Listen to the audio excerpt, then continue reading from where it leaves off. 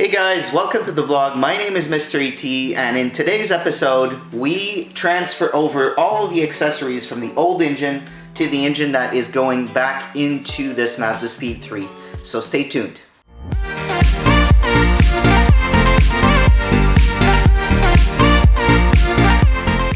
Before we get started doing that, if you have not done so already, hit that like button, subscribe, turn on post notifications. By doing that, it lets YouTube know that you like this type of content, you want me to make more videos like this, and it keeps me going. So the engine that we got to go back into the Mazdaspeed3 is a 60,000 kilometers, so roughly 48,000 mile engine, so pretty new, but it is a 2013 and we're in 2020, so it's 7 years old. And this one was actually in a rollover, so as you can see, there's quite a bit of dust and crap everywhere.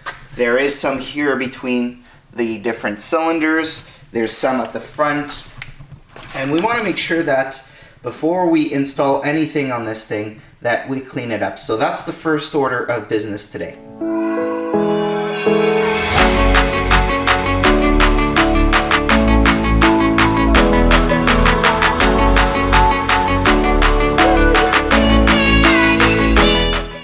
So here's what she looks like after just a very quick cleanup. So much better over here. Much cleaner up top.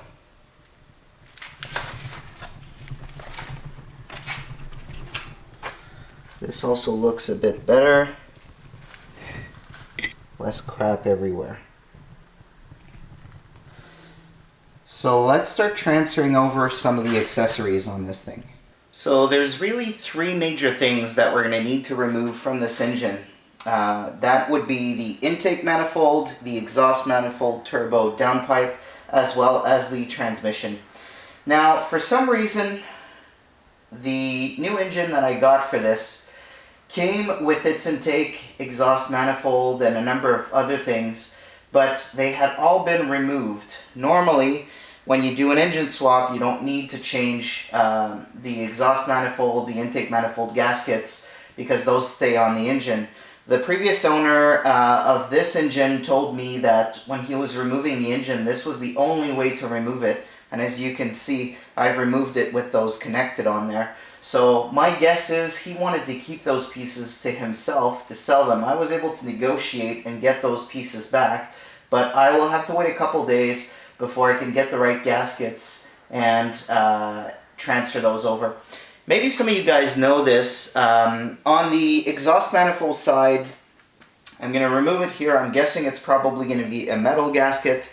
I am also guessing that I can reuse this gasket. If one of you guys could comment on this and let me know if that is the case, you would probably save me about 50 bucks. So let me know if that's the case. But what I'll do here first off is start removing everything around the turbo, everything that's connected to the block, the feed, the return for oil and coolant and things like that. And then once that's ready, I'll be able to remove that.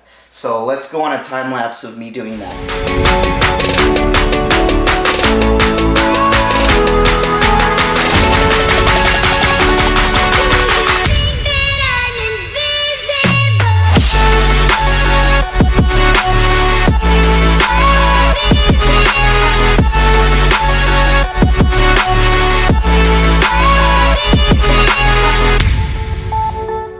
So now that we've removed the exhaust manifold, it was actually pretty easy on this car, especially once the engine's out of the engine bay. I didn't break any studs, didn't have any difficulty removing any of the 14 millimeters that are on here. The gasket is indeed metal gasket, so I will be reusing it. The turbo itself is just off and it's right here. Everything actually looks pretty good on this thing. Let me just show you guys here. So if we turn it around, there is no shaft play. This thing turns freely.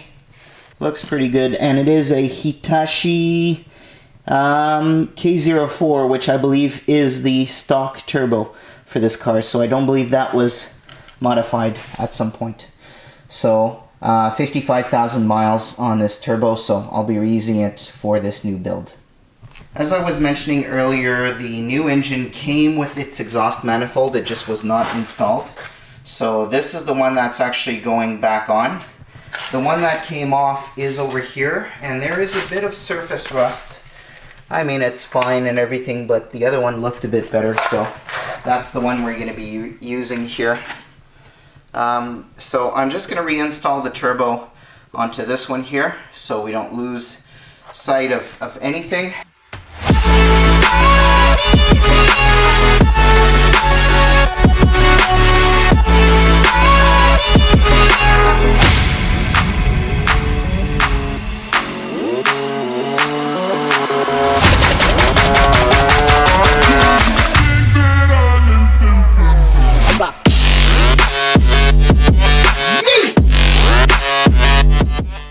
So we've got pretty much the entire downpipe, exhaust manifold, and everything reinstalled on this side here.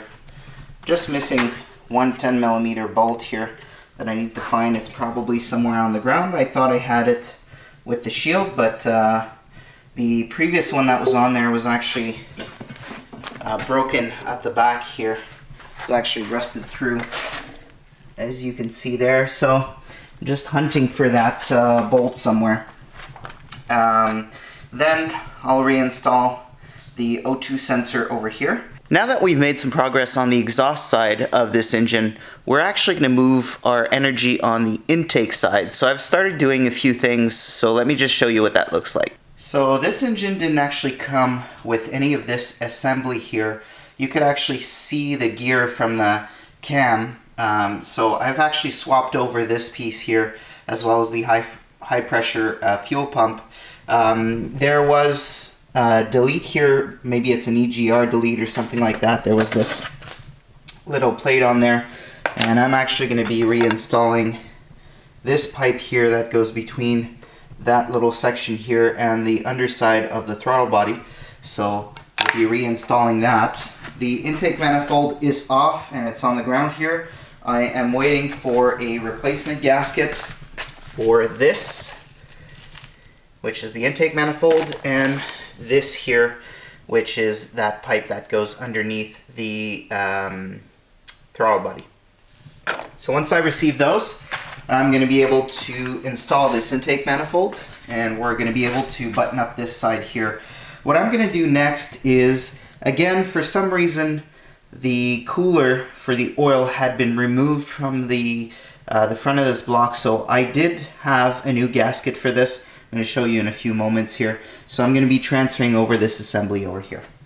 While I was at the Mazda dealership earlier today, I did receive a new bolt to replace the one that goes underneath the suspension. I did receive this new bolt as well that holds the shock tower to the car itself. This is the gasket I was just talking about. A new 32mm in a 1/2 inch, and this one is an impact, so it will not break again doing axles. And a new link kit for the driver's side. I should say, yeah, the driver's side, because that had broken on one of the ends here. So we're going to be able to continue with this gasket over here.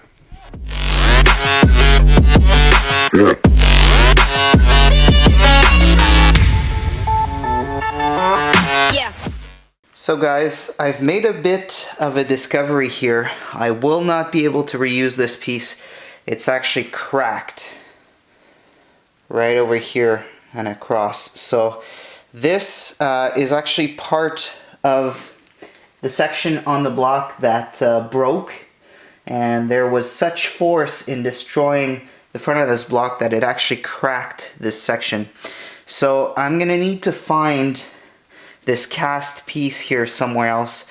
I will not be able to reuse this. I'm going to try and remove this top bolt here to see if this is one piece with that, or if this here can actually be removed and it's only this cast piece that needs to be changed. So I think this part here I'll be able to reuse and just simply transfer over. So our next order of business is going to be to transfer this bracket over to the other harness, as well as just transfer the AC compressor to the front of the other motor. This should all be quite reusable. There is no damage or any issue on this side of the block.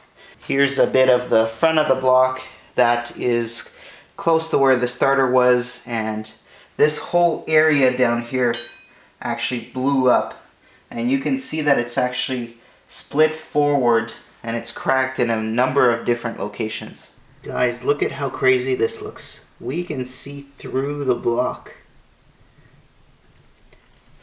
And if you look closely here, this is actually all completely destroyed and it got pushed forward. So guys, as you can see, we're still waiting on a bunch of parts, gaskets and things like that to finish preparing the intake side of this engine. So that's going to be it for this vlog. In our next vlog, look for us finishing the intake side and then transferring over the transmission.